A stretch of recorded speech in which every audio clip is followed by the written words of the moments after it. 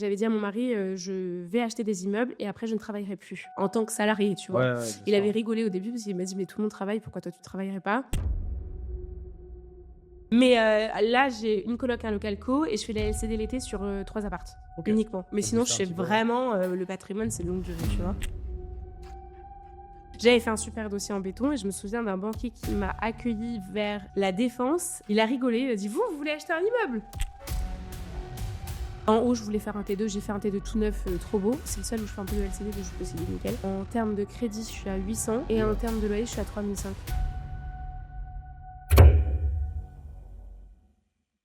Hello à tous les amis, bienvenue dans cette nouvelle vidéo. Aujourd'hui, on se retrouve pour un épisode de podcast chez Authentique comme d'habitude et j'ai le plaisir d'accueillir Camille aujourd'hui.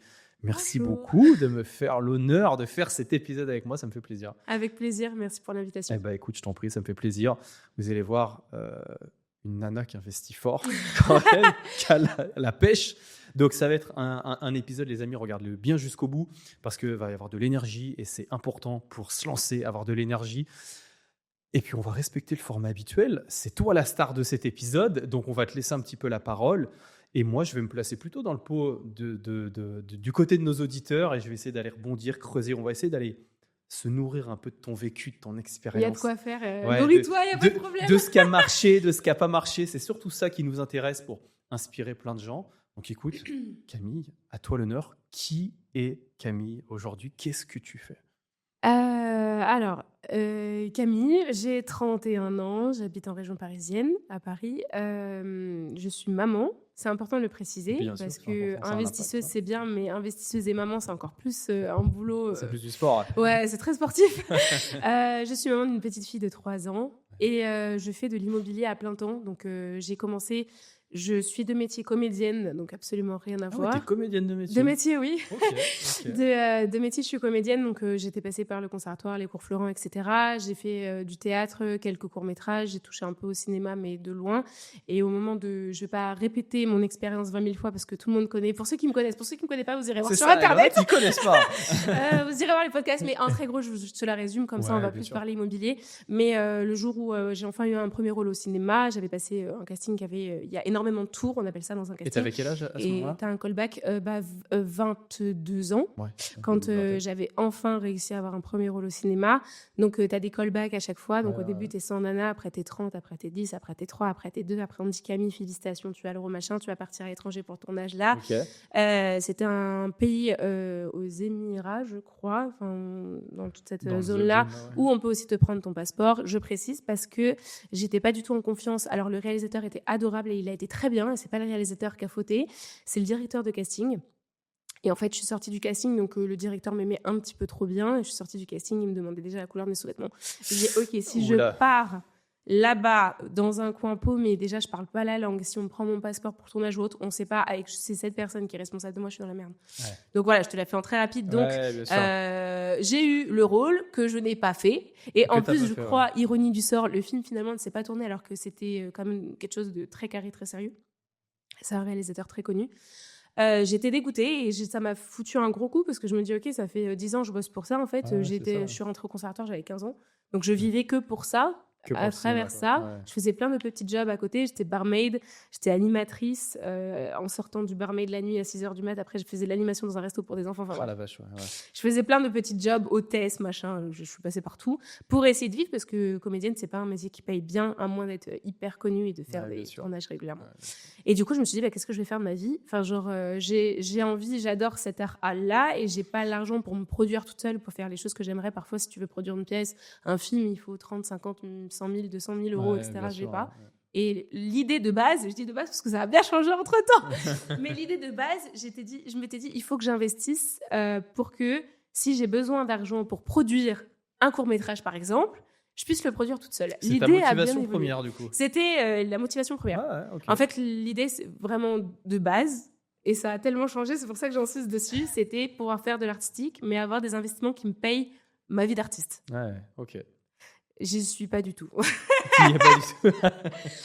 On a bien bifurqué. Mais du coup, Ça a commencé comme ça, comme tout le monde sur Internet, comment devenir riche. Ouais, du coup, le déclic, il part de là, quoi. Bourse, crypto, IMO. Moi, j'aime bien les choses physiques que je peux toucher, qui s'envolent pas et que je suis très, je sais pas comment on appelle ça, pragmatique, terre à terre. Ouais, c'est ça. Tu veux du palpable, quoi. Ouais, voilà. Ouais. Donc, du coup, c'était parti en immobilier. J'avais jamais été en CDI de ma vie. J'ai pris un CDI que j'ai trouvé au moment où je commençais ma formation.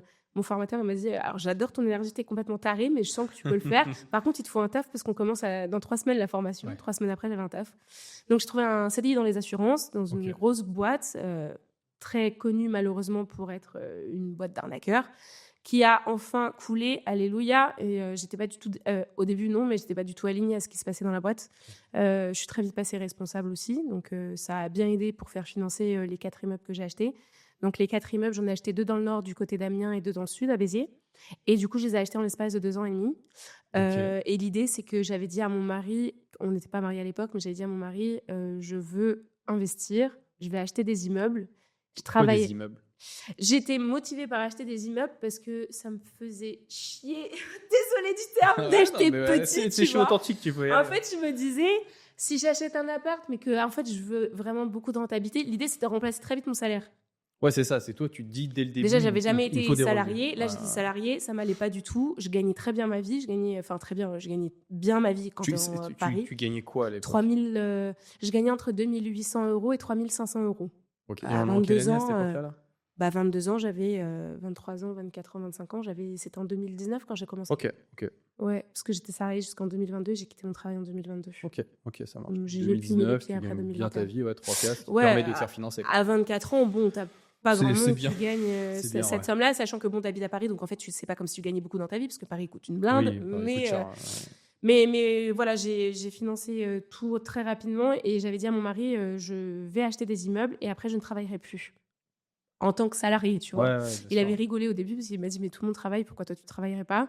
Il a vite changé d'avis aussi quand il a vu le truc. Mais au début, ça m'avait fait marrer. J'avais dit, si je suis enceinte et si on a un enfant, je voulais absolument pouvoir, ne pas le déposer à la crèche au bout de 2 mois, ça me rendait malade alors que je n'étais pas déjà maman, tu vois. Je me dis, tu cuisines un truc 9 mois dans ton ventre, là, c'est un truc pas possible que tu fais et ça naît, tu dois le déposer à quelqu'un que tu connais pas. Ça tète le sein toutes les 20 minutes et il faut que tu laisses à quelqu'un. Impossible, tu vois. C'est chaud. Impossible.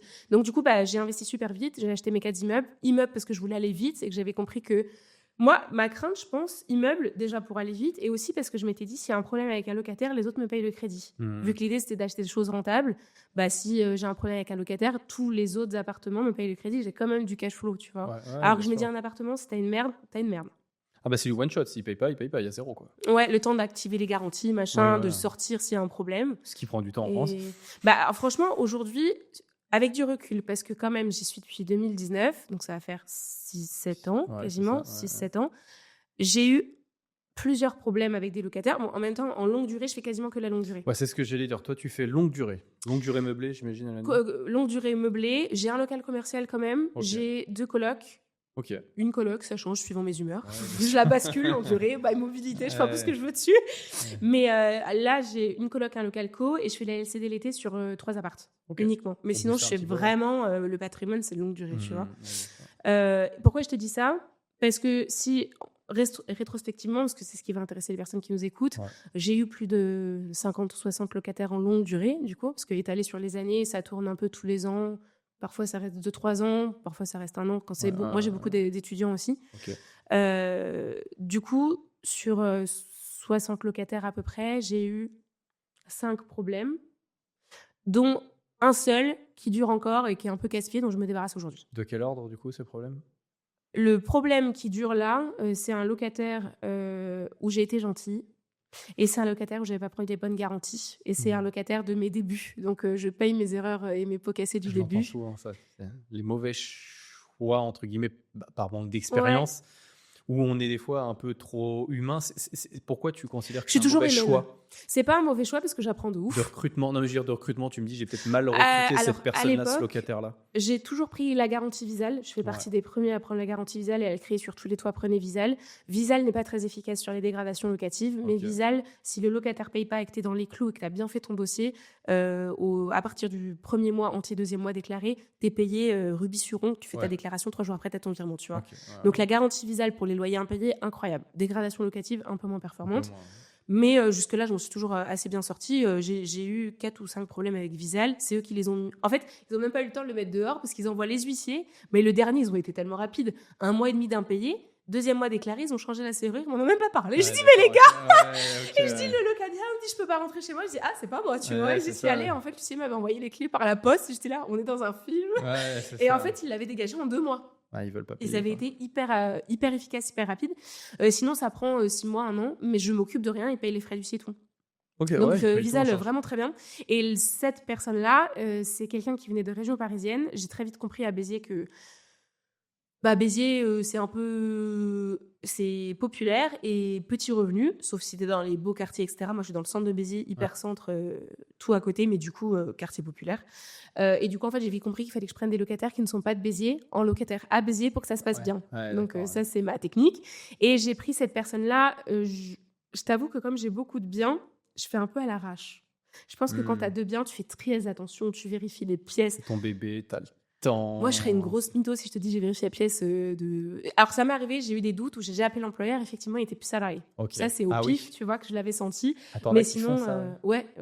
Mais d'habitude, comme j'ai Visal, je m'en fous, en fait. Que ce soit vrai ou pas, c'est Visal qui prend, entre guillemets. Bien sûr, t'es couverte, entre guillemets. Voilà, c'est ça. Et lui, j'ai pris sa sœur en garante.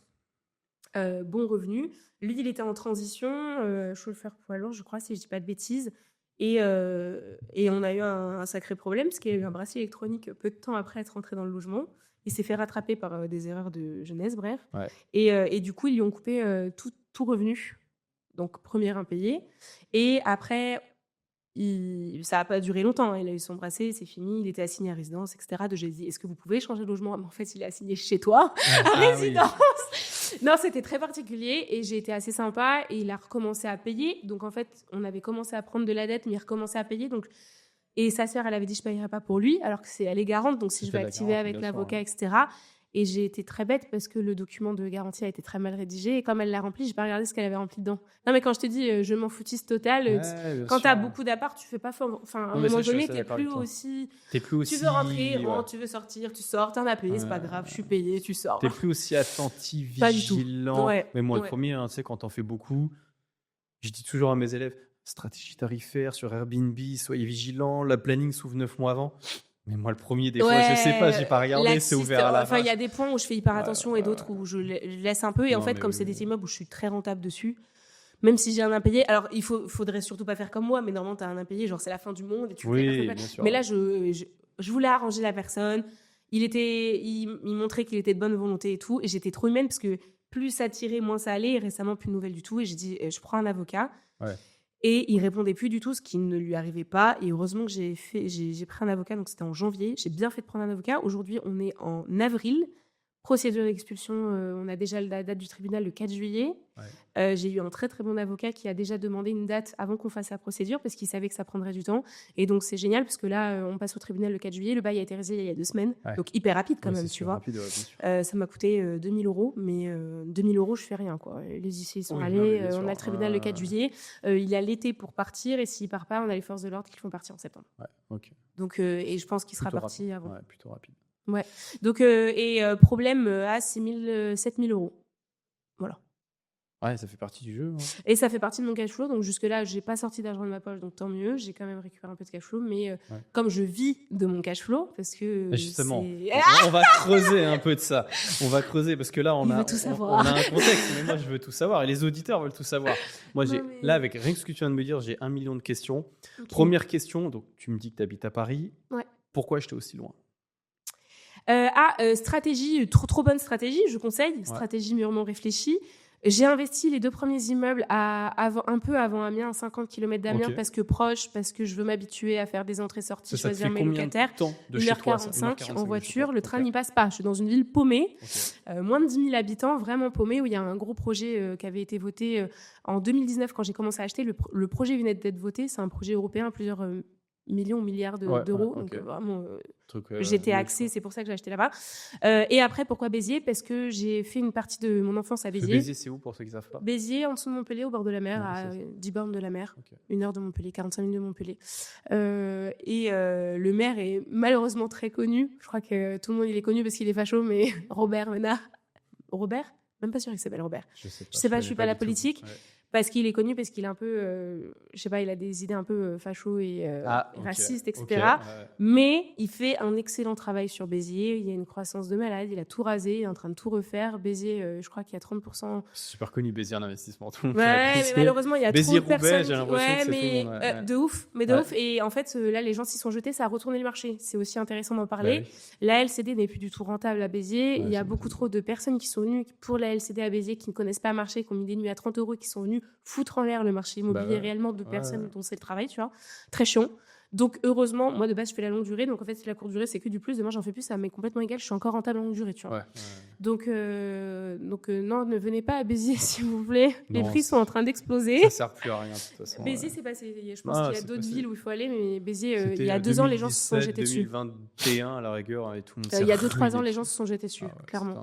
Et moi, j'y suis allée parce que mes parents habitent à 15 km de Béziers, du coup. Okay. Et en fait, ça me permet, je les voyais jamais, surtout quand mes 3 années de salariat, là, qui m'ont traumatisée. Je les ai même pas vus une fois dans l'année. Et là, maintenant, j'ai une fille qui adore ses grands-parents et ça me permet de la déposer. Et moi, je travaille en même temps. Okay. Donc, c'est vraiment une stratégie ça me permet de allier perso et professionnel, tu vois. Ok, voilà. Ça marche.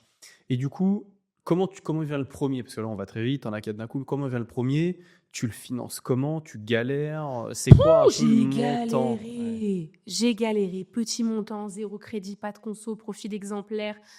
Pas d'épargne de côté, très peu d'épargne de côté, c'était la tâche, mais compte en banque nickel, clean, j'avais tout nettoyé, enfin vraiment un bon profil, 3 000 € par mois.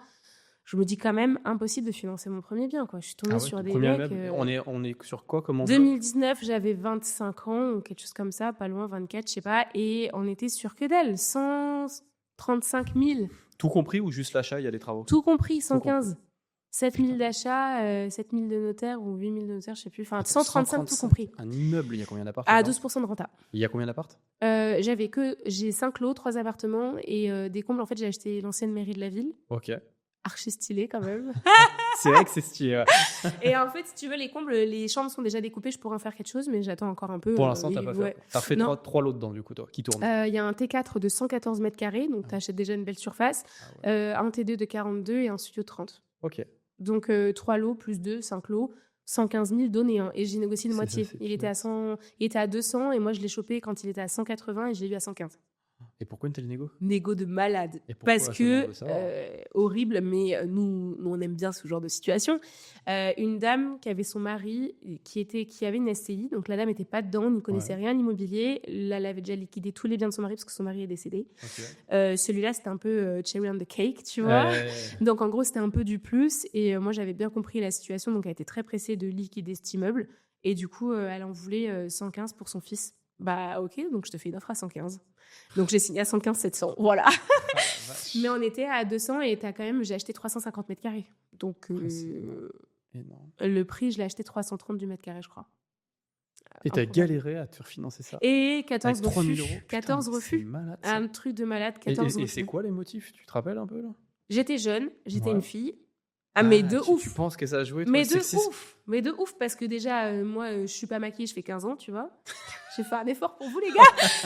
Pas maquillée, je fais 15 ans, donc je suis arrivée, je me suis dit, mais vas-y, je vais défendre mon dossier. J'avais peut-être moins de langage et de connaissances en immobilier, parce que c'était le premier, donc j'étais moins sûre de moi. J'avais fait un super dossier en béton, et je me souviens d'un banquier qui m'a accueillie vers la Défense, qui m'a dit qu'il a rigolé quand je suis rentrée dans son bureau. Ça m'a marqué. Il a rigolé, il a dit, vous voulez acheter un immeuble? Ha, ha, ha. Voilà, et il m'a dit, ouais, on fait comment si il y a une tempête et que la toiture, elle s'envole? Mais j'étais là, mais il me prend pour une conne, débile, en fait. quoi. Genre, j'étais, il y a des assurances. Mais en fait, je pense que j'étais pas assez directrice du projet, tu vois. J'allais demander, au lieu de dire, je t'apporte quelque chose, je t'apporte mes 3 000 € par mois, je t'apporte toutes les épargnes que j'en ai, épargne salariale, machin, je t'apporte quelque chose. J'étais plus en mode, s'il vous plaît, est-ce que vous pouvez, tu vois. Et je pense que j'avais beaucoup moins de... J'ai toujours eu confiance en moi, mais j'étais beaucoup moins aguerrie sur le sujet immobilier, donc je pense que ça a peut-être joué. un peu moins d'assurance. Ouais. Après, j'ai fait confiance à un courtier qui m'a baladé, un deuxième courtier qui m'a baladé. Après, non mais horrible, on a signé le compromis en avril, j'ai fait financer le 19 décembre. J'ai signé le 17 décembre 2019. Ouais. Très long, très long. C'est long. Hein. Et du coup, l'agence qui m'a dit, bon, bah écoutez, les 10% du prix du bien, là, vous êtes hors truc. En plus, les refus, on les a pas eu dans les temps, machin et tout. Je fais la morte. Faites pas ça, c'est horrible, j'ai fait la morte. En plus, je fais la transaction immobilière aujourd'hui, donc si mes clients font ça, je vais les insulter, tu vois. J'ai fait la morte. Quoi, ouais. Et j'ai pris une semaine de vacances et il y a un mec qui m'a appelé de nulle part, un truc au téléphone, un numéro que j'ai appelé, il m'a dit, en 2 jours, il m'a dit, je t'ai trouvé un financement. Ah ouais. What? Et comme une débile, j'y avais pas pensé, il m'a trouvé du financement dans la petite ville de moins de 10 000 habitants, un salaire à 3 000, tu places tes trucs et tout, ils sont contents. Surtout que tu achètes chez eux dans cette ville-là. Parce que tu acheté seul du coup? J'ai acheté seul, j'ai tout acheté toute seule. Ah, t'as tout acheté toute seule? Je suis toute seule. T'étais pas avec ton mari à l'époque? Non, ouais. Si, mais lui, il voulait pas l'IMO. Non, mais de toute façon, il n'avait pas une situation. Il est artiste aussi, parce qu'on s'est rencontrés sur un film. Gros cliché. Ouais, mais du coup, il fallait être en CDI pour investir, et on sait que dès que t'as pas les fiches de paie, machin et tout, c'est un peu compliqué. Donc, et puis, je voulais faire des choses à mon nom aussi. Ouais. Donc, j'ai tout ce que j'ai acheté toute seule. Ok. Voilà. 14 refus pour ça. Ouais, et donc ça passe. Ça passe en 2 jours. Improbable, j'ai rappelé, cadeau de Noël, allez, on va signer. Ça fait plaisir le 17 décembre. Et il y a un truc que je préciserais quand même, parce que c'est vrai, j'en ai pas parlé sur les derniers podcasts, au tout début, parce que c'est quand même important, ma famille n'est pas dans l'immobilier, mon entourage proche en tout cas n'est pas dans l'immobilier, mes amis ne sont pas dans l'immobilier, ma mère est une mère très protective, le micro, très protective, très flippette, qui pose des questions et qui te décourage d'investir. Et au début, quand j'en ai parlé, ils m'ont dit ouais, t'es folle, machin. Mais tu te rends compte, c'est ma mère tout crachée, tu vois. Ouais. On n'a pas du tout la même. Alors, c'est elle qui m'a éduquée, mais j'ai pas la même éducation. Mais pas sur ça, en termes de liberté financière qu'elle. Et je l'adore, hein, mais du coup, impossible d'investir avec eux à côté. Donc, j'ai rien dit. J'ai dit j'arrête tout. Et un jour. T'as caché le truc, toi? La gare de Béziers, elle me raccompagne, elle me voit monter dans la voiture d'un mec, une grosse voiture en plus. Et après, elle appelle mon mari. Ouais, Camille, elle est montée dans la voiture de quelqu'un qu'on connaît pas. Qu'est-ce qui se passe? Dis-moi tout. En fait, c'était juste la voiture d'un agent, mais je lui avais dit que j'avais mon train une heure plus tôt. Elle m'avait déposé à la gare. Et en fait, au lieu de ça, j'avais été visiter des trucs. Elle avait flippé de ouf. Et du coup, à Noël, j'ai dit bon, bah voilà, j'ai acheté un immeuble. Voilà. Tu as fait tout le process pendant tout ce temps-là? Rien dit. J'ai bien galéré parce qu'il fallait que je fasse des allers-retours à Béziers. Ils sont à Béziers en plus. Bah ouais, c'est ça. Et j'étais enceinte. Enfin, à la fin, j'étais enceinte sur les derniers. Enfin bref, non, je n'aurais rien dit. Ils m'avaient tellement découragée. C'était tellement. Mais ils avaient tellement des œillères que je disais je vais pas écouter ce qu'on me dit parce que ça te décourage. Il n'y a pas d'autre mot, je cherchais le mot, mais ça décourage à mort, tu vois. Donc non, mais bien sûr. Mais je vais l'acheter. Si je fais une grosse connerie, j'en ai rien à foutre, j'assume. Bien sûr. Donc j'ai acheté et à Noël, j'ai signé le 19 et à Noël, le 24, il y a toute ma famille. Et j'ai dit bon, bah, j'ai acheté un immeuble. Voilà. Et ils ont dit quoi à ce moment-là? Quoi? Ouais, voilà, c'est ça qui m'intéresse. Les photos, les chiffres. Mais Camille, t'as pas fait ça, mais t'es folle. Elle va trop tard, c'est fait. Tu vois? Non, j'étais bien contente. C'est une très belle acquisition, elle est très rentable. Et ça donne quoi au niveau chiffre maintenant? Bah voilà, j'ai 515,47 centimes, 515 de crédit, de 1008 de loyer. Ouais. Il y a zéro sujet, quoi. Ouais, il y a pas de sujet. Il y a zéro sujet, quoi. Premier investissement, ça me permet de bien enchaîner, incroyable. Ça te fait un beau cash flow et du coup après t'enchaînes dans la foulée, tu mets du temps ou non t'enchaînes? Je crée une SCI toute seule avec ma holding. Dès le début, dès le deuxième, tu dis holding? Ouais, en fait, j'avais trouvé. En fait, l'agent, le jour, je te jure véridique, le jour où je signe l'acte authentique, il me dit j'en ai un autre, on le regarde. C'est quoi? Genre là, en off, 94 000 €, je dis évidemment. Ah, mais c'est lui que tu prends dans la foulée? Donc, il me le propose, je visite le jour où je signe déjà l'offre pour l'autre, tu vois. Alors que tu avais pris 14 refus. Ouais, c'est ça. Et en fait, le pire, c'est qu'il y avait un local co, donc je me dis merde, je peux pas acheter, je peux pas faire du LMNP. J'étais en maintenant, je suis à LMP, je suis. Ok, ouais, t'es LMP, ouais. Sauf sur cet immeuble-là, un petit local co, un duplex, appartement 80 mètres carrés.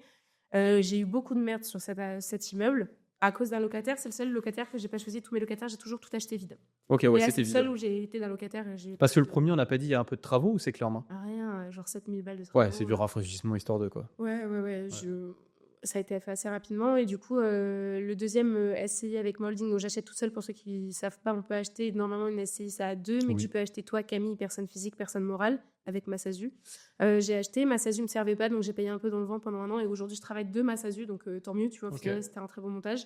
Ah oui, tu utilises ta SASU, ta holding pour faire ton activité commerciale. Ouais, ok. Voilà, et du coup, et je suis en LMP à côté, j'ai mes 2 activités, ma SASU, ma petite SCI. 94 000 €, donc pareil, 500 de crédit, 1003 de loyer, donc toujours dans les clous. Tu sors combien de lots là? Hein? Tu sors combien de lots sur celui-ci? Que dalle, un local co, un appart. Ok, il y a 2 lots. Ouais, que dalle. Vraiment, un tout, il met à 94 000 €. Oui, non, mais bien sûr. Ça mais j'ai déjà un local de 60 et un appart de 85, je crois, donc c'est quand même pas mal en prix au mètre carré, pareil. Ça te fait une bonne rente. Hein. Et on a essayé, en plus, je m'en fous, je récupère pas le cash, donc tant que ça tourne et que ça roule, c'est bien. Toi, tu laisses coffrer pour la suite. Ouais, c'était plutôt, voilà. Et du coup. C'est ce choix de SCI, il est quoi? C'est une question local. stratégique, dû au local, dû au financement? En fait, je savais que j'allais racheter en eau propre plus tard. Okay. Je savais que, bon, je fais un SCI, je vais pas retirer l'argent, je vais le laisser dormir longtemps. Okay. C'est vraiment pas de transmission. Je sais que, voilà, c'est pas quelque chose sur lequel je vais m'attarder. C'est pas celui où je vais retirer le plus de cash. J'avais compris le truc, tu vois. Ouais. Puis je me suis dit, Localco, ça diversifie un petit peu. Ouais, bien sûr. Ouais. Donc là, j'ai signé quelques mois après, et du coup, les 2 autres, j'ai signé super vite. J'étais enceinte. Et ce financement, il arrive du coup facilement, lui? Mais trop sympa. Mais attends, incroyable. Le mec de la ville où j'ai investi, donc mon banquier adorable qui comprend les investisseurs, je suis tombée sur une crème. Monsieur B. Monsieur B. Je ne dirai pas le nom. Monsieur B qui fait l'investissement, qui comprend les investisseurs, qui me dit incroyable ce que vous avez trouvé. Genre, au début, ah oui, et tu sais pourquoi on n'a pas financé au début? On me dit les chiffres sont faux, c'est trop rentable.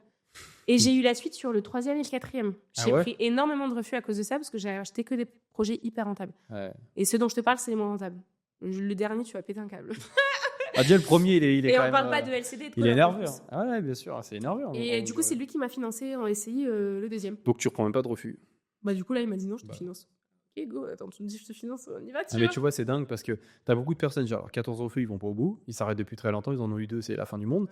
Tu as 14, et alors en plus, tu pourrais très bien te dire 14, bah, j'ose même pas imaginer le 2e. Et en fait, tu passes de 14 à pas. Ouais, non, mais en fait, j'ai eu un super feeling. Et là, récemment, alors on saute 2 immeubles, mais pour te dire, j'ai eu un entretien avec mon conseiller pro pour la première fois parce qu'il me dit ça fait un peu 3 ans que vous avez des boîtes, ça tourne plutôt pas mal, on fait quelque chose. C'est lui qui m'a dit ça, tu vois. Okay. J'ai été le rencontrer, jeune, feeling hyper bien passé, m'a dit ouais. Vous me faites penser à ma cousine, vous êtes de Paris, non, ça s'entend que vous êtes de Paris, vous avez les expressions et tout, pas trop bien. Du coup, je pense que ça a bien accroché. Et il me dit, bah, on va investir. Je dis, bah, moi, je veux que ça, mais je pensais que c'était mort avec les liasses que je présentais. Ouais, bien sûr. Il m'a dit, bah, pour moi, c'est bon. Et je dis, ok, trop bizarre. Et il y a 2 semaines, il me dit, bah, j'ai appelé les engagements, en fait, vous pouvez y aller. Vous pouvez y aller. Ok, bah on y retourne, écoute. Bah, let's go, alors que j'ai 70% de taux d'endettement, c'est pas grave, on y va. Donc à part tes fêtes, quand tu es avec la bonne personne, peu importe le taux d'endettement, en fait, on peut te suivre. Il y a quand même des dérogations qui sont accordées, donc c'est chouette. C'est ça qui est intéressant, c'est comme quoi c'est vraiment interlocuteur dépendant quand même. Ouais. Il faut que le mec en face de toi, c'est un partenaire, il faut qu'il capte ce que tu es en train de faire, quoi. Non, mais c'est que surtout, il voit grossir les boîtes. Il se dit, bon, là, clairement, elle fait du fois 10, fois je sais pas combien à chaque année. On fait quoi, tu vois? Non, mais c'est ça. C'est intéressant. Donc, ouais, donc voilà. Et les 2 derniers non propres, 2 banques différentes qui me les ont financés. Au bout de ma vie, enceinte jusqu'au cou, horrible. Ah ouais, t'es enceinte. Je me dis, si je les finance pas, je commençais vraiment à. J'ai fait un burn-out dans la boîte où j'étais. Évidemment. T'as toujours ton job en CDI à côté? Évidemment, j'étais en train de le quitter. Je savais que j'étais en train de le quitter, donc je savais qu'il fallait que je finance vite. Ouais. Et en fait, ironie du sort, il y a un courtier qui me dit, putain, mais au final, heureusement, il me dit, ah bah tu sais quoi, je peux te financer 1 et puis je t'en finance 2 d'un coup. Donc moi, j'y vais sur 2 immeubles et après, il me dit, ah bah en fait, les 2 ils passent pas. Et je me retrouve avec 2 compromis. Je me dis, merde. Ah, t'avais réussi à trouver le 3 les 2 quasiment en fait, j'ai appelé, j'ai trouvé un agent avec qui je m'entends très bien, avec qui je travaille aujourd'hui sur Béziers, et je signe une offre pour un immeuble, ce qui est le dernier qui est très très rentable, et 3 jours après je rappelle, je dis écoute, on a 2 jours pour trouver un immeuble parce que je me finançais là tout de suite. Ouais. Chose que je me ferais pas financer du tout, mais du coup en 2 jours il m'a trouvé un immeuble. Donc en fait j'avais 2 immeubles hyper rentables, vraiment hyper rentables, et finalement j'ai pas eu mes financements. J'ai fini par les avoir, mais pas avec la personne en question. Mais heureusement qu'elle m'a lancé sur le sujet parce que j'ai Bourseau qui m'a financé à distance. Ah ouais, Bourseau. Parce que je m'étais plantée dans les chiffres. Alors, je me suis pas plantée dans les chiffres, j'ai renseigné les bons chiffres, très rentables. Pareil, personne n'aime les projets rentables, je comprends pas. On me disait, ouais, c'est pas vrai, il y a un loup, c'est pas possible, machin. Et puis maintenant, vous vivez, vos revenus immobiliers sont supérieurs à vos revenus de professionnels, quoi. On fait comment? Parce que chez nous, ça marche plus du tout de la même façon. Si vous avez plus vos 10 locataires, j'étais là, mais MDR, genre, mes locataires, ils vont pas partir comme ça, tu vois. Oui, non, mais. Et du coup, ce qui s'est passé, c'est que, c'était très, très chaud au niveau des banques. Et tu vas trop rigoler comment j'ai eu mes financements. Bourseau s'est planté sur les chiffres et a mis quelque chose de pas rentable du tout. Du coup, ils m'ont financé, alors que c'était hyper rentable. Ils se sont plantés sur les loyers de moitié moins. Ah ouais, quand même. Ouais. Je sais pas comment c'est possible. Ils m'ont financé, tant mieux, fingers in the nose, 8 jours, accord de principe. C'est dingue, j'en vois pas beaucoup qui se font financer par les banques en ligne. Fin d'année en plus, le truc qui tient pas du tout. Je sais pas, miracle, tu vois. Okay. Et ils ont des conditions intéressantes quand même? Autant que les autres? Un peu moins flexible parce que t'as pas de conseiller. Jusqu'à ce qu'on te dise OK. Tout est en ligne. C'est assez frustrant d'ailleurs. Ah ouais. Mais quand ils m'ont dit oui en 8 jours, j'étais là, en fait, financez-moi, peu importe le taux, peu importe, je prends tout, tu vois. Oui. C'est tellement rentable de toute façon. Vraiment, j'étais enceinte de 7 ou 8 mois et je me disais, si j'ai pas les 2 là que je signe pendant que j'accouche là, c'est mort, je dois retourner travailler, donc c'est mort, tu vois. Donc j'ai signé chez Bourseau Et j'ai une abonnée qui m'a écrit sur Instagram, qui est directrice d'agence bancaire, qui m'a dit « Je suis au courant, tu as 3 immeubles, que tu es en train de faire financer le 3e, je te finance le 4e. » Ah ouais? Une abonnée Insta? Une directrice d'agence bancaire. C'est dingue. Avec qui je m'entends très bien. Coucou. J'imagine. Si jamais elle nous regarde. Et d'ailleurs, elle a investi aussi. Je l'ai fait investir dans la ville où elle m'a financé. Ok. Putain, c'est fou cette ouais, histoire. Ouais, trop. J'avais encore jamais merci entendu à ça. elle. En fait, trop elle bien. m'a suivi depuis longtemps et elle a été directrice, donc elle sait exactement ce que je faisais, elle sait exactement le cash flow, elle savait que c'était pas du bullshit, elle sait aussi. Tu connais le personnage, tu commences à voir. Moi, j'ai un compte où je raconte beaucoup ce qui va pas, plus que ce qui va. Alors oui, je gagne de l'argent, mais je raconte plus quand c'est la merde. J'aime bien, je sais pas pourquoi j'aime bien, et je sais qu'il y a pas beaucoup de comptes qui le font. Et elle s'est dit, moi, on sait ce qui se passe vraiment sur ces immeubles, tu vois. C'est authentique. Donc elle savait que c'était vrai de vrai ce qui se passait. Et elle m'a financé le dernier. Alors accroche-toi, le dernier, ma pépite. Le 3e, déjà, on est sur quel montant le 3e? Le 3e, on est sur 125. On est sur 600 de crédit, 1005 de loyer. Moyen, mais ça va. Ça tient la route. En longue durée, franchement, ça tient la route. Et c'est là que j'ai le problème à 6 000 euros, là. Ouais. Donc, c'est pour ça que mon cash flow, j'aimerais bien le récupérer quand même. Donc, voilà, on va y arriver. Le dernier incroyable, 140 000 euros. Alors là, par contre, masse de travaux. Parce que je me suis dit, je vais passer en LMP. J'ai senti le truc aussi. Je me suis dit, là, je commence à passer en LMP. Je vais quitter mon taf, je suis en LMP direct. Je fais un peu plus de 70 000 euros de loyer à l'année. Et je me suis dit, j'ai pas de travaux, je suis dans la merde. Il faut l'amortissement. Donc là, je me suis dit, allez, on va y aller. On fait bien 70 de travaux faciles, tu vois. Donc, je l'ai acheté 140, un arrêté de péril, délabré. Ok. Ça m'a pas fait peur du tout, au contraire. C'était un arrêté de péril. Ouais, un arrêté de péril. Moi, j'aime bien les mères mortes et les résoudre. C'est intéressant parce qu'il y en a beaucoup qui ça ferait peur. Toi, tu l'as. Non, mais je te donne les chiffres aujourd'hui, tout le monde va dire waouh. Mais si t'étais rentré dans l'immeuble au moment où c'est pour ça, dit, C'est ça. Parce qu'il avait quoi? Il était arrêté de péril pour quel motif? Tu passes à travers le plancher. Ah oui, d'accord. Du premier étage au rez-de-chaussée, il n'y a pas d'escalier, tu fais fiu. Il y avait des trous et tout. En fait, je pense qu'on n'aurait même pas dû le visiter. En fait, c'est même pas ça. Alors, non, mais l'histoire, elle est encore plus ouf. Je l'ai visité. Il n'était pas en arrêté de péril. Ok. Il y avait une nana qu'ils n'arrivaient pas à mettre dehors depuis 3 ans qui ne payait pas ses loyers. Et on a essayé de trouver une combine avec l'agent pour qu'elle dégage vite. Donc, je visite. Il est délabré. Je vois qu'il est délabré. L'appart où elle est, syndrome de... Comment on dit là? Ah oui, quand tu gardes tous les déchets là. Ouais, syndrome de... Je sais plus. Je sais pas le nom non plus. Mais je vois les mecs qui entassent à mort. Qui entassent tous les bouteilles d'eau, qui gardent les papiers. Non, mais là, tu voyais même pas l'appart, il faisait 114 mètres carrés, tu voyais même pas l'appart, quoi. Tu voyais même pas, tu devais voir même pas 40 mètres carrés l'appart. Je l'ai pas vu, du coup, j'ai pas pu le voir, j'ai pas pu rentrer. Enfin, le sol tenait pas, tu sentais qu'il y avait un truc pas net. Garage immense non, 40 mètres carrés, mais mezzanine 5 mètres de hauteur. Rez-de-chaussée T2, 40 mètres carrés, 114 mètres carrés, 114 mètres carrés, 50 mètres carrés. 50 mètres carrés, comble. Et alors, ce que j'ai fait, mais trop bien, ce qui s'est passé, c'est que je me suis dit, moi, j'achète, mais tu me la dégages. En gros, tu vois, c'était le deal, condition suspensive, je l'achète libre et vidé, parce que le bordel... En nombre de tonnes de gravats, le grenier était plein. Et du coup, il m'a dit, tu sais ce qu'on va faire, comme chez elle, de toute façon, c'est tellement le bordel, on va faire venir l'hygiène de la ville. L'hygiène, ils sont venus, ils ont dit, on l'évacue tout de suite. Aujourd'hui même, elle prend même pas ses affaires, elle sort. Danger imminent, on passait à travers les... C'était des tomates, parce que c'est classé par la ville. Alors, les 4 immeubles que j'ai achetés, par contre, ils sont classés, c'est bien chiant.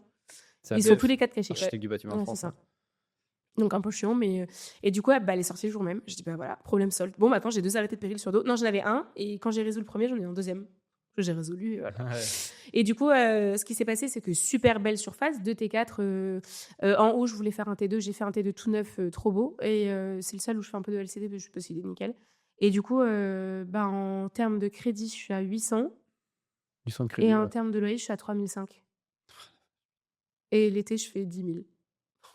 Ça va. Parce que tu repasses l'autre en Airbnb. Je passe les 2 T4 en Airbnb. Les 2 T4. Pourquoi tu as fait des aussi grandes surfaces? Pourquoi tu t'es pas dit, je vais couper en 2 les plateaux de 114? Parce que Béziers, c'est horrible avec l'urbanisme. Les compteurs, le machin et tout, en plus c'est classé. Place de parking, j'aurais pu parce que j'ai le garage, mais très chiant en autorisation d'accord de compteurs, de modification, d'immeubles, de machin. Horrible, jamais.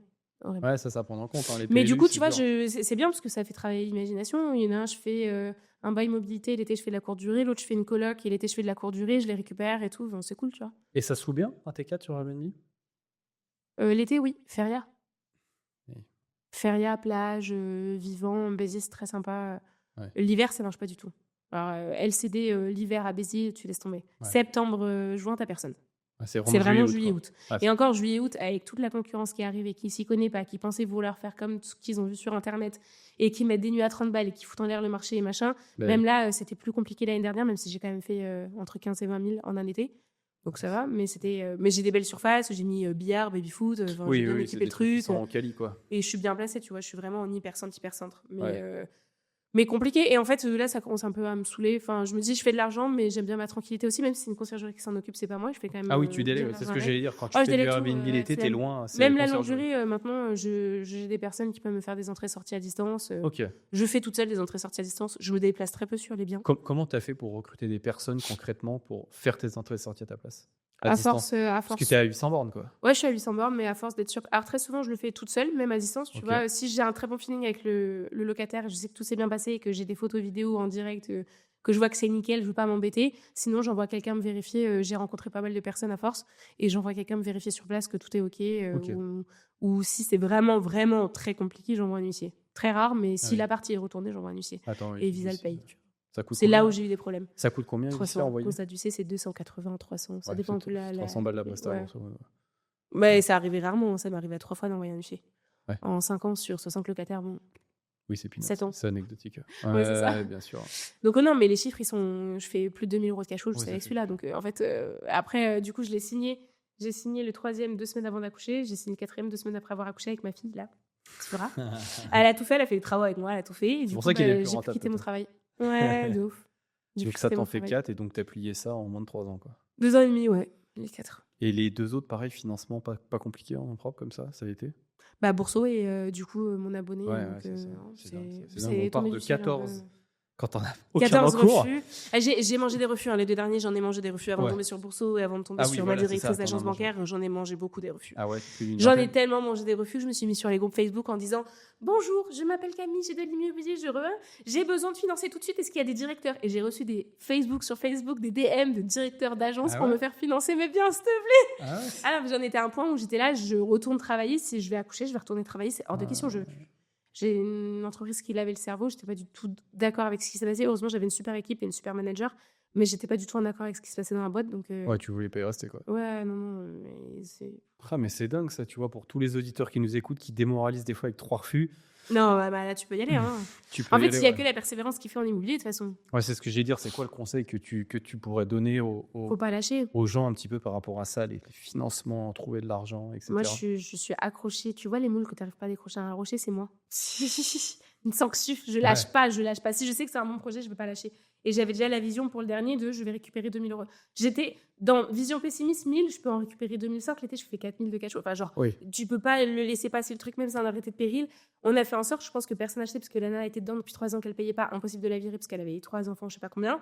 Mais en 3 secondes, on a réglé le problème avec l'hygiène, on s'est pris un arrêté de péril. Mais au final, l'arrêté de péril, c'est très simple. Les gens pensent que c'est compliqué. Arrêté de péril. Arrêté que, convenu que, il n'y a que des virgule. Et en fait, il y a marqué travaux à faire, blablabla. Bla, bla, bla. Si tu fais ces travaux, tu fournis la facture, tu fais venir la mairie, tu fais venir le service pour les arrêtés de péril, tu montes les factures, ils vérifient tout a bien été fait, décennal évidemment sur les travaux. Bien sûr. Levé de péril, je crois qu'en un mois, ils m'ont levé le péril. Et j'ai dit, mais ça m'embête un peu parce que là, je pars à Paris, je peux mettre des locataires avant. Ils m'ont dit oui, vu que je vous ai donné l'accord, même si c'est pas officiel, le levé de péril, tu peux y aller. J'étais là, ok, trop cool, merci. Ouais. Trop bien. Comme quoi, c'est des trucs qui pourraient vachement faire flipper, arrêt de péril, la maison s'effondre. Pas du tout. Et en fait, c'est au contraire, c'est une bonne opportunité. Tu peux acheter moins cher et au final, ça se lève. De toute façon, c'est en général ce qui fait peur et que les gens veulent pas acheter. Que si tu achètes, c'est là que tu as le plus de rentable parce que tu peux négocier de fou dessus, tu vois. Furieux. Et du coup, tu quittes ton job après ? Ça te fait pas peur ? Non, t'es soulagé même ? Mais heureusement, j'ai revu. Ça se dit, j'ai revu. J'ai vie de nouveau. Ta vie de nouveau. Ouais. Je suis née. Je suis renée deuxième fois. Ouais. Non, en fait, si tu veux, au 6e mois, au 7e mois, j'ai saigné. J'étais responsable de magasin, je faisais plein de magasins dans la même journée, je courais partout debout alors que j'étais enceinte. Commençais à être enceinte jusqu'au cou. J'ai eu des saignements. Toute femme enceinte sait que saignement égale danger imminent. J'ai été aux urgences, on m'a dit en fait c'est où tu restes allongé 2 semaines ou tu perds ton bébé. Faut stopper quoi. Là tu redescends de 20 étages, tu dis ok courir pour le travail machin c'est bien, ça attendra, immobilier ça attendra. Et en fait, au début, c'est trop bizarre parce que je pense qu'il y a plein de gens qui vont se reconnaître dans cette situation. Quand tu es dans un travail qui ne te plaît pas forcément, où tu as beaucoup de responsabilités et qu'on compte sur toi, tu as l'impression que si tu n'es pas là, le monde va s'arrêter de tourner dans la boîte. Pas du tout. Mais je m'en voulais, je te jure que j'étais allongée au lit. On m'avait dit, même si tu peux ne pas te laver les cheveux, tu vas juste pour faire pipi, c'est tout, tu restes allongée, tu vois. Je suis restée allongée au lit 2 semaines. Et les 5 premiers jours, j'étais tout le temps sur mon téléphone pro. Pour les équipes, comment ça se passe? Vous avez fait combien de chiffres? Est-ce que vous avez atteint les objectifs? Vous êtes à combien de contrats? Pourquoi? On a combien de taux de résiliation? Machin. Toute la journée. Et au bout d'un quelques jours, je me dis, mais en fait, je peux reprendre mon petit-déj normal, je peux aller profiter du soleil, je peux me reposer, machin. Et quand j'ai pu recommencer à marcher un peu et tout, je me suis mis en arrêt quand j'ai maths. En fait, je savais pas que c'était mon dernier jour. Le jour où j'ai saigné, c'était mon dernier jour de travail. Le jour où j'ai les saignements. Et finalement, mon bébé se porte très bien. Et je pense que je sais pas si elle est aussi folle que moi. Elle a une énergie de balade. Je me dis, punaise. Je sais pas, je l'ai trop fatiguée dans le ventre. J'en sais rien, elle a une énergie de fou, ma fille. Mais c'était le dernier jour que j'y allais, je savais pas. C'était le dernier jour que je faisais dans. J'ai plus jamais remis les pieds. Et donc, la première semaine, j'ai grave culpabilisé de pas aller au travail et que mes équipes se débrouillent sans moi, surtout que je les adore et m'adoraient. Et en fait, tout s'est très bien passé. Et en fait, je me suis dit, la société peut tourner sans moi. C'est un peu genre une secte. Tu dois penser. Le nom de la boîte, c'était SFAM, très malheureusement connu. Et on disait, tu dois penser SFM, dormir SFM, rêver SFM. Et je rêvais SFM, c'est horrible. Quand t'as une boîte dans laquelle tu te sens pas bien, t'es matrixé de ouf. Et au final, comme quoi, tu vis très bien sans être dans un CDI que tu n'apprécies pas. Donc, j'ai financé mes biens, j'ai fait mes travaux quand elle est née, ma fille et tout. Et ça change quoi, l'arrivée d'un bébé? Ça te remet tout en perspective. Hein. En fait, je suis même pas sûre que ça change... alors, ta vie change, je peux même pas te dire quoi, parce que tout change. Tout change, c'est très chiant de te dire ça. Bien sûr. Déjà, tu dors plus. Mais d'un point de vue IMO, là, t'as tes 4, tu stoppes, tu te focuses sur ta famille, tu fais comment? Non, en fait, les 2 premières années ont été très compliquées, là, à 3 ans. Je commence depuis quelques semaines seulement, parce que j'ai réussi à la mettre à l'école plus tôt, à 2 ans et demi. La pauvre. Mais elle adore l'école, alors je me sens pas coupable du tout. En fait, j'ai pas eu de mode de garde. Donc, c'était très bien d'être avec elle au début, mais c'est très vite prenant. Elle a énormément d'énergie, vu que ça commence à marcher, courir partout, et que tu fais des allers-retours, et que t'as pas le temps de faire tes appels. Tu vois, maintenant, elle parle. Oui, bonjour, monsieur. Comme elle. J'ai du travail. Trop cool. Non, en fait, c'est très, très prenant énergétiquement. Donc, et j'avais pas de mode de garde, donc c'était très compliqué. Et mon mari rentrait tard en plus et tout, donc c'était assez compliqué. Et j'ai quand même réussi à faire quelques déplacements. J'ai fait speaker sur des events, j'ai fait des choses et tout, donc c'est mon mari qui l'a gardé. Mais la plupart du temps, elle était avec moi et c'est énergétiquement, c'est très lourd. Et c'est très... Heureusement, en fait, j'ai fait... Quand j'allais dans le sud, du coup, mes parents aussi pouvaient jeter un coup d'œil sur elle pendant que je faisais mes travaux. Je l'ai emmenée beaucoup avec moi au début parce qu'elle était trop petite. Mais là, je peux la laisser un peu garder pendant que je fais les trucs. C'était l'idée d'investir dans le sud aussi. La stratégie fonctionne et roule, yes, comme sur des roulettes. Mais du coup, là, ce qui est bien, c'est que je commence à avoir un peu de temps parce qu'elle est à l'école la journée. Et du coup, je peux parcourir, faire mes visites, faire mes appels, faire mes trucs parce que je suis à la transaction immobilière. Parce que justement, tu fais quoi maintenant comme activité? Est-ce que tu quittes ce boulot? Tu as tes 4 immeubles, tu as ta fille? Alors, les 4 immeubles, ça a mis du temps à les faire tourner. Ils tournent depuis 1 an et demi, tous. Parce qu'en fait, tu achètes, mais même quand l'autre commence à tourner, tu as acheté le deuxième qu'il faut faire tourner, tu as acheté le troisième qu'il faut faire tourner. Donc, le temps que tout se mette en place, c'est vraiment que 2024 que tout était nickel. Et que tu dis, je commence un peu à m'ennuyer, on en rachète là. On en rachète et du coup, on en rachète en nom propre, non, parce que je suis vraiment à 70%, donc dans notre nom, c'est mort. Par contre, en société, oui, mais pour ça, il faut faire des bonnes liasses fiscales. Donc en fait, il faut faire tourner ton activité. Donc, parce que c'est quoi ton activité à côté? Tu développes une activité pro à côté une fois que tu quittes ton assurance? Ça. En fait, je faisais déjà un peu d'événementiel, un peu de formation, parce que j'adore trouver des biens rentables et j'avais fait un mini format qui est toujours dispo de comment trouver un bien rentable, moins de 500 €, donc forcément, la formation, elle a très bien fonctionné. Mais je suis pas quelqu'un qui va dire achète la formation, attention machin, achète ma formation. Je suis pas marketeuse pour un sou et pourtant je serais excellente marketeuse. Mais je suis pas marketeuse du tout. Genre, je parle même pas de mon offre une fois tous les 3 mois. Je suis une catastrophe. Et pourtant, ça fonctionne bien et je suis sûre que si je faisais correctement, je pourrais faire. Et pourquoi tu tombes dans ce business-là et pas un autre? Parce qu'on me demande, mais c'est pas du tout ce que je fais là aujourd'hui. Mais on m'a beaucoup demandé. On me dit Camille, comment t'as fait? Je me rends compte que les gens ont été formés avec des formations qui a coûté 3 500 € et ne savent pas trouver un bien rentable. Donc je me suis dit, je fais une formation que sur trouver un bien rentable, tu vois.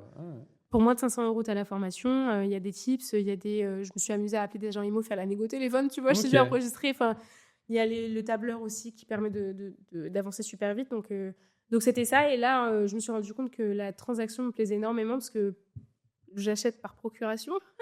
Si mes clients achètent, je trouve des biens super rentables et mes clients achètent. Et du coup, voilà, je fais partie d'un groupe, un cabinet de gestion de fortune à Paris. Et donc, je fais de la transaction immobilière pour eux et ça se passe depuis pas très longtemps et on est déjà sur plein de sujets, ça se passe super bien. Ah ouais. Et du coup, tu fais ça en indépendante? Et j'avais déjà commencé, je suis en indépendante, mais pour eux, je suis pas rentrée avec eux, mais j'ai pas d'horaire obligatoire, entre guillemets. Même si, vu que je travaille à minuit quand la petite elle dort, j'aime bien travailler le soir, tu vois.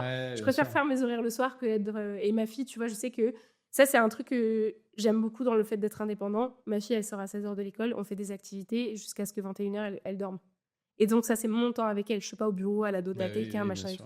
Je tiens vraiment à avoir des temps de qualité avec elle et je m'arrange pour bosser quand elle est pas là. C'est vraiment l'idée. Et du coup, je fais de la transaction immobilière sur de l'immobilier, surtout des immeubles rentables. Ok. Et ça se passe super bien. C'est trop cool. Ouais, c'est cool. Et j'avais déjà vendu en apport à faire quelques immeubles avant et je me disais, c'est vraiment un truc que j'aime faire, tu vois. Ouais, c'est ce qui t'anime, quoi. Là, j'étais à Béziers, je suis rentrée hier à minuit. J'ai vu sur tes stories. J'étais éclatée. Mais du coup, j'étais à Béziers encore hier et j'y étais pour régler un truc de locataire. Peut-être t'as vu, mais j'ai sorti le locataire qui payait bien, mais elle m'a retourné l'appart. Bref, la caution, j'ai pris toute sa caution. Et j'en ai profité pour visiter des immeubles. Il y en a un ou deux qui sont partis hier, sur la journée d'hier, où c'est des immeubles hyper rentables à Béziers que j'ai visités, que je peux présenter. En plus, si c'est des copains, j'aime bien. C'est le truc que je préfère soit toi qui l'es que moi, tu vois. Oui, bien sûr. Mais il y a tout un fichier aussi que j'ai créé. Donc, si les gens recherchent, ils peuvent venir me voir et je peux trouver pour eux. Il n'y a pas de souci. Mais du coup, transaction immobilière, ça me plaît vraiment bien, tu vois, de visiter. En fait, je trouve qu'il y a beaucoup de... alors, vendeur de rêve n'est pas le bon mot. Beaucoup d'arnaqueurs sur ce marché qui te disent l'affaire du siècle, pépite. Il y en a plein des pépites. 2 semaines, incroyable. Je parle jamais comme ça, moi. Ouais. Je suis très factuelle sur les chiffres et il y a des personnes qui viennent me proposer des biens en disant ouais Camille, j'ai ça pour tes abonnés, j'ai ça pour ta communauté, j'ai ça pour tes clients, il y a ça, cash flow positif machin, et j'étudie le truc et là récemment c'est arrivé avec quelqu'un et je me dis mais archi pas en fait, ça s'autofinance même pas et en plus on n'a même pas compté les travaux de DPE, c'est une passoire. Ouais mais c'est pas grave, le mec il fera les travaux dans 10 ans. Non en fait t'achètes du F, du G, aujourd'hui tu sais que tu vas faire les travaux maintenant. Surtout dans la loi dans laquelle on est, tu vois. Je dis moi je suis pas filou du tout, je préfère même me positionner du côté de l'acheteur que du vendeur. Genre, quitte à rater la vente, je m'en fous. Je préfère protéger si c'est mon client.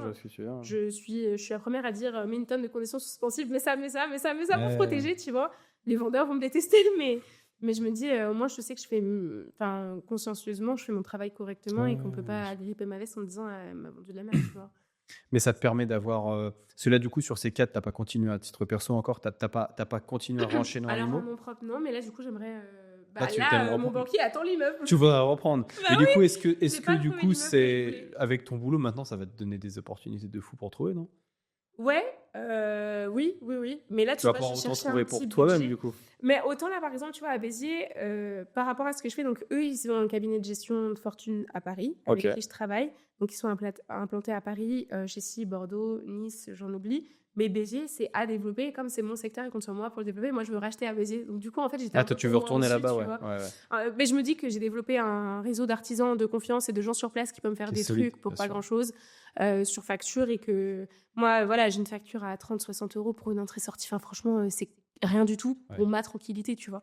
Et du coup, je me dis, je préfère aller dans les villes où franchement, je suis mi-figue, mi-raisin, où j'ai investi dans le nord ou dans le sud, mais je reprends les villes où j'ai investi. Elles sont rentables. Je sais que moi, je fais de la longue durée. Je veux de la rentabilité en longue durée. Je veux pas chercher des trucs. Je vais pas te sortir, je fais 20% à LCD, mais en fait, demain, tu loupes plus, t'es dans la merde. Tu vois, demain, les règles, elles changent à Béziers ou ailleurs, t'es dans la merde pour la LCD. Donc, il faut être hyper prévenant. Et je conseille à toutes les personnes qui veulent faire la LCD, c'est plus ton domaine, ça, mais je sais pas si tu seras d'accord avec moi, que tu achètes quelque chose qui s'autofinance à peu près en longue durée, si jamais il y a un problème sur la ville, plutôt que compter que sur la LCD, tu vois. Tu fais tes calculs en longue durée. Merci. S'il est rentable, tu y vas. Et la LCD, c'est un boost, c'est de la cerise sur le gâteau. Moi, je dis toujours, on ne sauve pas les miches avec de la LCD. La LCD n'est pas fait pour cacher la misère. Je t'aime bien. Bonjour, enchanté. Enchanté. Non, surtout pas cacher la misère. Tu sors pas un 12% LCD. 12% LCD, vas-y pas, parce que ça veut dire qu'en longue durée, il n'est pas rentable. Et si pour X raison, une loi, une réglementation, t'en as ras le cul, et t'arrêtes les LCD, mais tu te retrouves avec une verrue qui te coule, c'est une catastrophe. Non, on cache pas la misère avec de la LCD. La LCD, c'est du boost. Moi, j'ai toujours, avant de faire la LCD, moi, je vois la LCD comme un business par-dessus l'IMO. Avant, tu fais de l'IMO. Donc, tu as les critères de l'IMO. Il faut bien acheter, il faut acheter au bon prix. Une fois que tu as bien fait ton IMO, si tu as envie de te développer une activité pour aller scaler plus, comme moi, j'ai fait, c'est cool. Si tu peux le faire, si tu as le temps, mais ça reste de l'IMO. Si un jour, tu n'as plus envie, tu as mal fait de l'IMO. On est de la même team, ça me fait plaisir. On est vraiment alignés là-dessus, tu vois. Et pourtant, j'ai beaucoup de LCD, mais ça reste de l'IMO.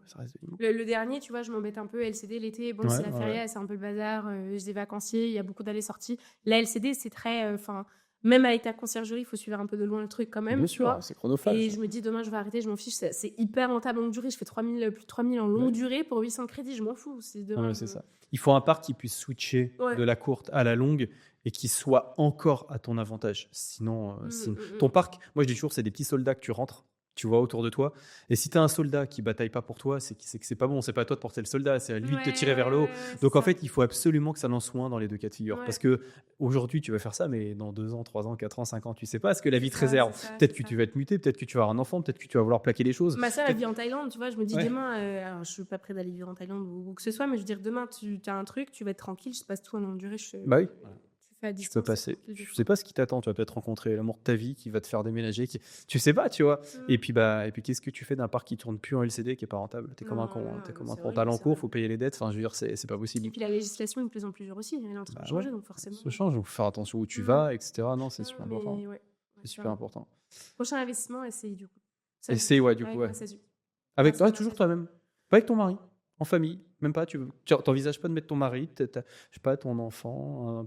Si on a un projet ensemble, on le fera ensemble. Mais tant que ça reste sur Massazu, ça sera quelque chose que je vais acheter. Ok. Il est pas en demande par rapport à ça? Ou il s'en fout un peu de la veste? Particulièrement parce qu'on n'est pas dans les mêmes domaines. Lui, il est dans tout ce qui est photo, réalisation, etc. Parce que c'est dessus qu'on s'est rencontrés quand j'étais biomédienne. Donc il est resté là-dessus. Moi, j'ai pris ce chemin-là. Si on a l'occasion d'investir ensemble, oui. Encore faut-il qu'il ait les bonnes situations, le bon projet. Mais tu réfléchis différemment, je pense, quand tu vas investir à deux que tout seul. Moi, je m'en fous, en fait, entre guillemets, si je me crache. Oui, c'est toi et toi-même, quoi. Ouais, voilà, c'est ça. T'emmènes personne avec toi, quoi. Non, et alors que si je me crache, c'est moi et moi-même. Alors que là, s'il y a ma fille, mon mari, c'est pas la même chose, tu vois. Et je me dis, demain, de toute façon, ma fille, je vais pas la mettre dans une structure. Enfin, je veux dire, elle a largement le temps de grandir et j'y réfléchirai plus tard. Et je pense que dans 10 ans, j'aurai déjà revendu tout mon parc et racheté autre chose. Ouais, bien sûr. Parce que tu sais très bien qu'au bout d'un moment, bon, t'as tout amorti. Oui, t'arbitres. Ça, c'est bien quand t'as déjà 60 ans. Mais t'as tout amélioré, tu fais bon, allez, on va vendre, on va racheter. Bah oui, non, mais évidemment. Donc, pas pour le moment, mais si je rachète, là, j'aimerais bien racheter avec, grâce à Massazu, au l'aise fiscal de Massazu. Ok. Mon banquier m'a dit, vas-y. Alors, du coup, j'ai été chercher des biens là, mais il y a un marché très, très tendu dans le sud. Justement, c'était une question que j'allais te poser un peu pour les auditeurs. Toi qui es quand même qui a même une belle casquette, on va dire, experte en recherche un petit peu de secteur et de biens, tu as des tips un peu concrets à nous donner pour celui-là qui veut trouver une bonne affaire?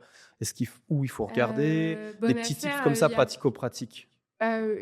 Plusieurs points, bonne affaire sur plusieurs points. Donc, il y a la ville, il y a aussi pourquoi la personne vend. Donc, pourquoi la personne vend, ça, c'est la première question qu'il faut demander.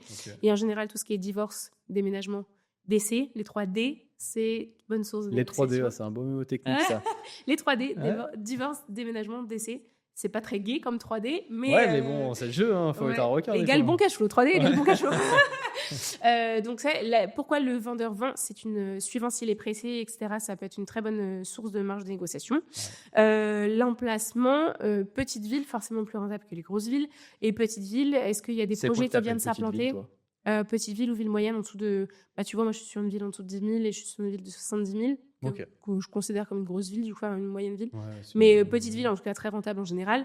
Et donc, c'est pour ça que quand on est venu me présenter une affaire, l'affaire du siècle, dans une petite ville où ça s'autofinance même pas, j'ai dit, waouh. Genre, alors là, tu peux te permettre, en fait, que les biens soient pas en bon état sur des petites villes, parce que tu sais que tu vas avoir la rentabilité, mais tu peux te permettre certaines choses parce que tu as un max de rentée en face. Mais si tu me proposes un truc pourri dans une ville pourrie, avec max de travaux et pas de cash flow, c'est pourri.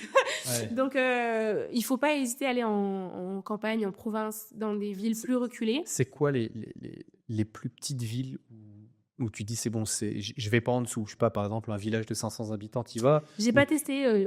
Je me dis... au-dessus de 5 000 quand même, tu vois, au-dessus de 4 000, 5 000 quand même.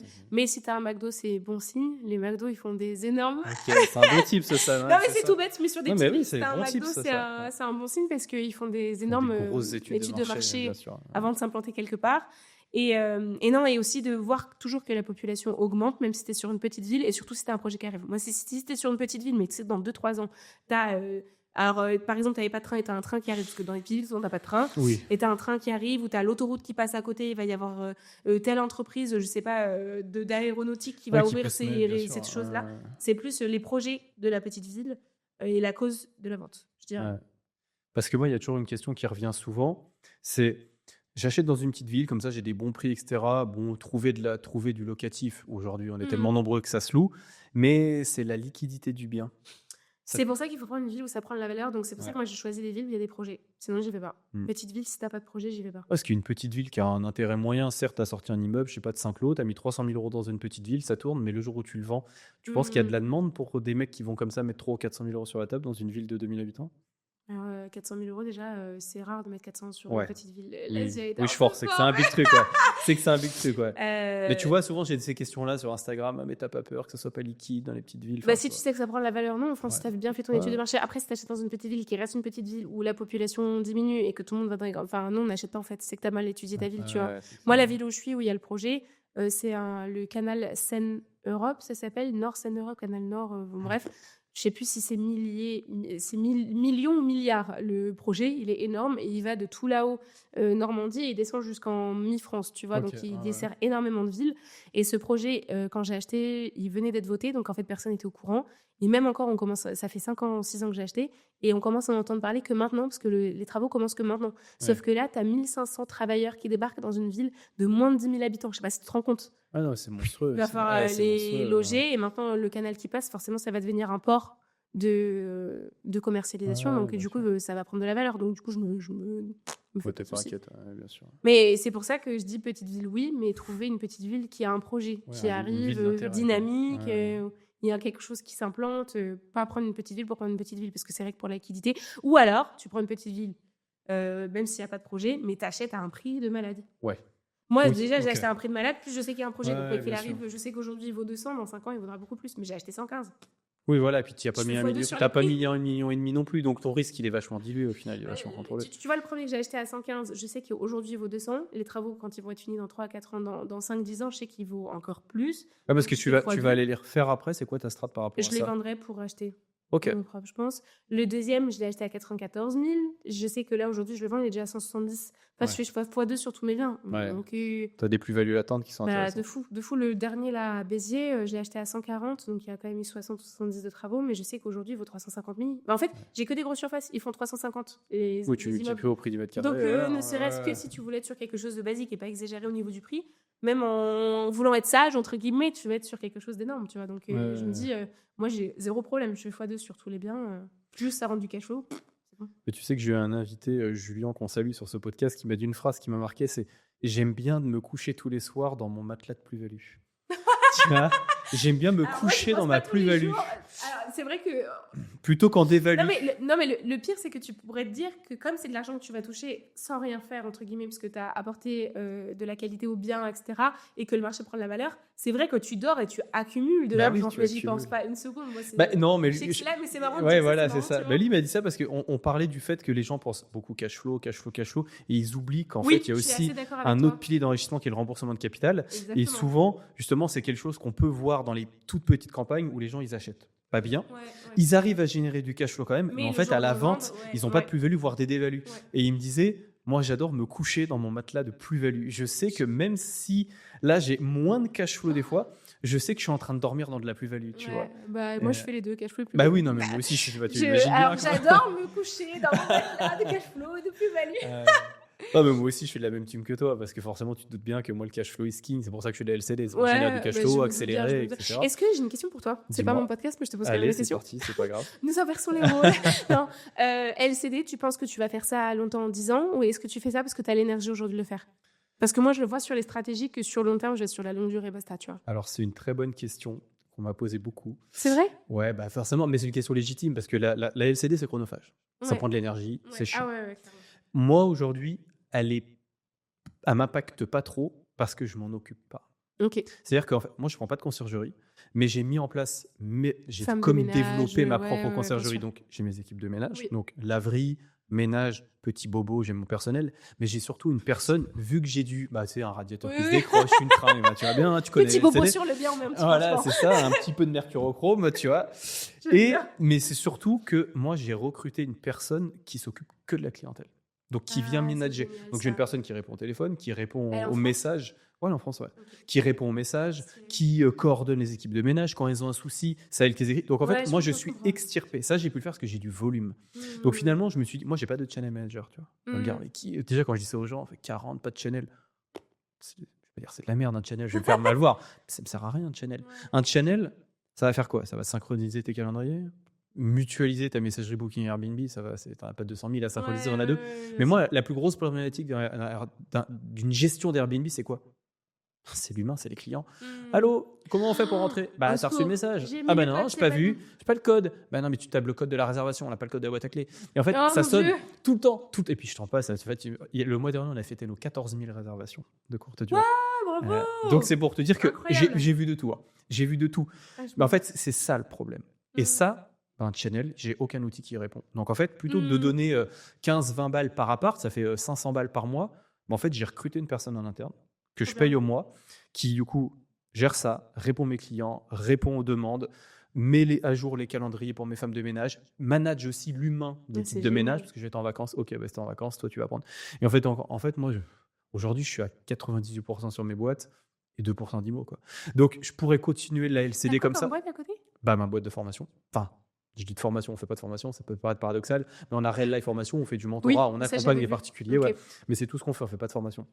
Et donc ça, c'est ce qu'on développe à temps plein, accompagner les personnes, etc. Donc tu passes beaucoup plus de temps là-dessus que sur l'immobilier. C'est 98% de mon temps. Incroyable. Moi, l'immobilier, j'en ai fait pendant 3 ans, non-stop. Je suis parti de zéro, j'ai fait 30 biens, tu vois. J'avais pas ma boîte, elle n'existait pas, Real Life n'existait pas.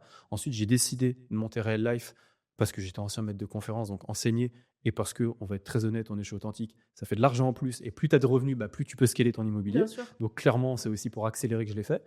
Et j'ai commencé Real Life en 2021, une fois que j'avais déjà 30 lots, et puis on a continué à scaler un petit peu. Donc maintenant, moi, je fais de l'IMO à côté, je place mon argent, je développe mon parc, mais... C'est fou que tu l'estimes à 2%. Moi, je dirais que c'est plus quand même, mais je suis très investi dans mes trucs, j'aime bien.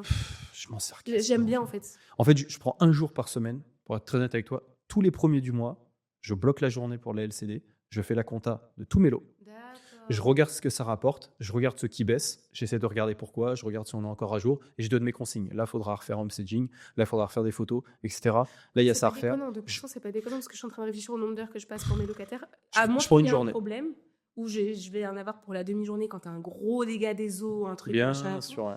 Mais comme tu dis, quand il y a un petit bobo, c'est pas moi qui m'en occupe. Donc au final, c'est vrai que sur le mois, par rapport à ce que ça rapporte, c'est hyper intéressant quand même comme comparaison. Sur le mois, pour 3 000 € de cash flow, je passe même pas 2 heures.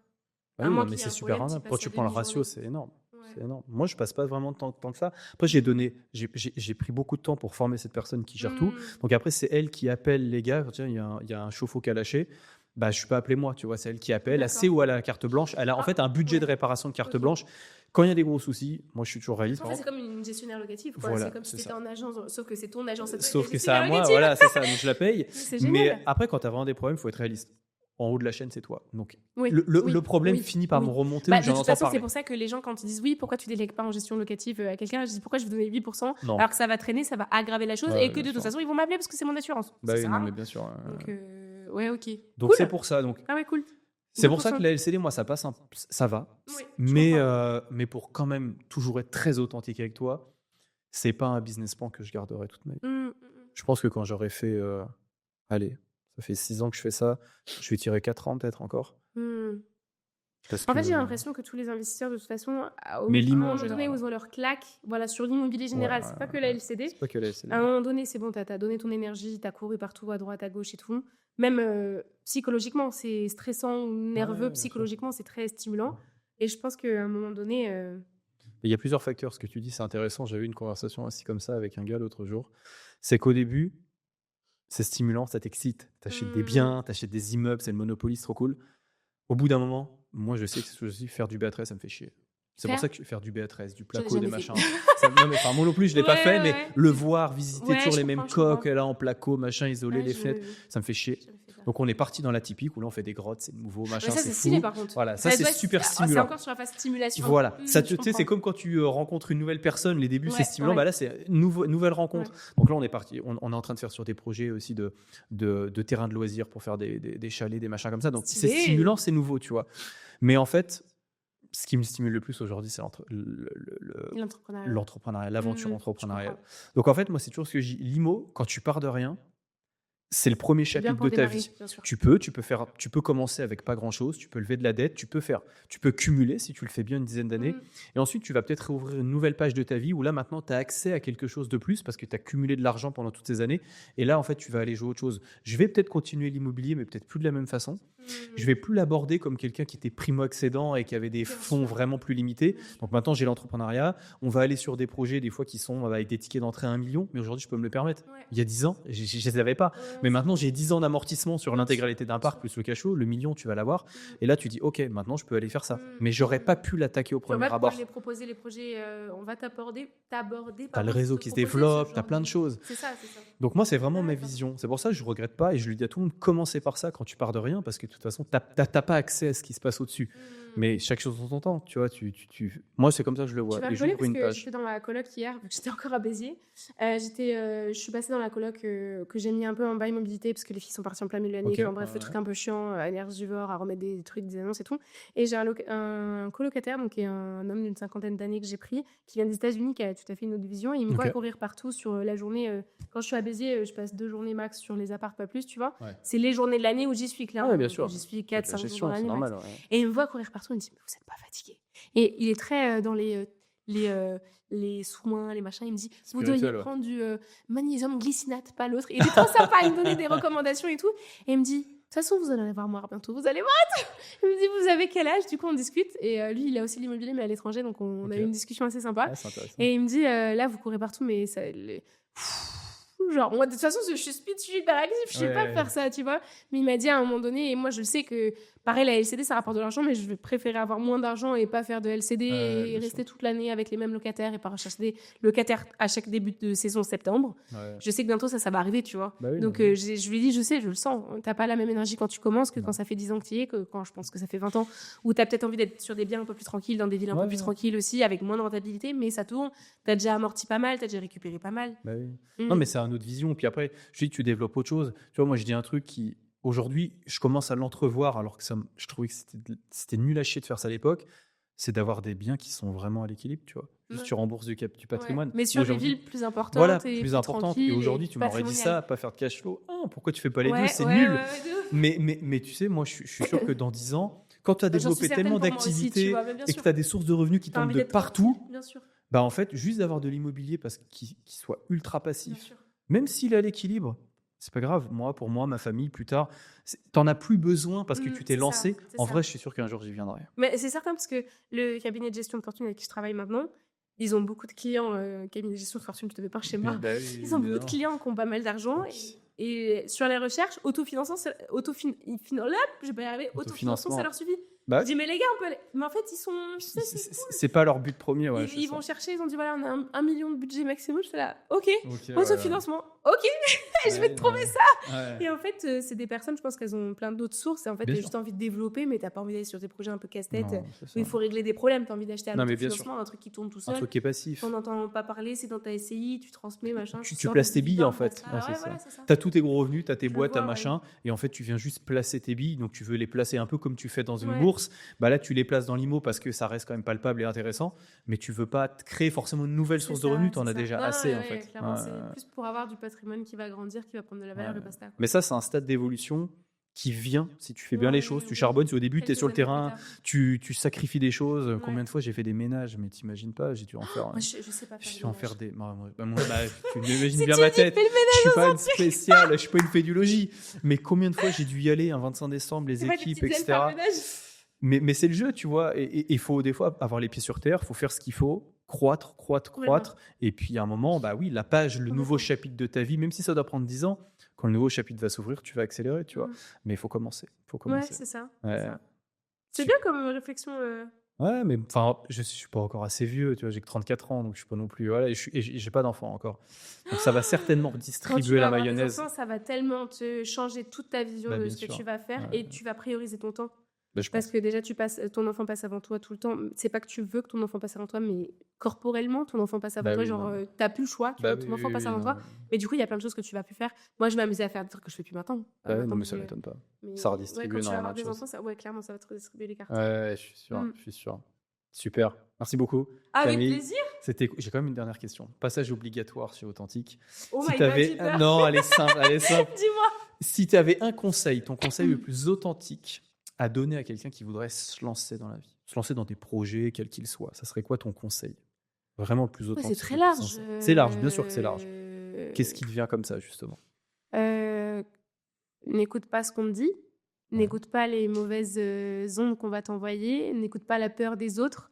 Et si tu as vraiment quelque chose dans laquelle tu crois, forme-toi. C'est très important de se former parce qu'il y a beaucoup de pièges. Alors, on parle de l'immobilier. Alors, l'immobilier, tu as 20 000 pièges où tu peux ramasser le premier truc.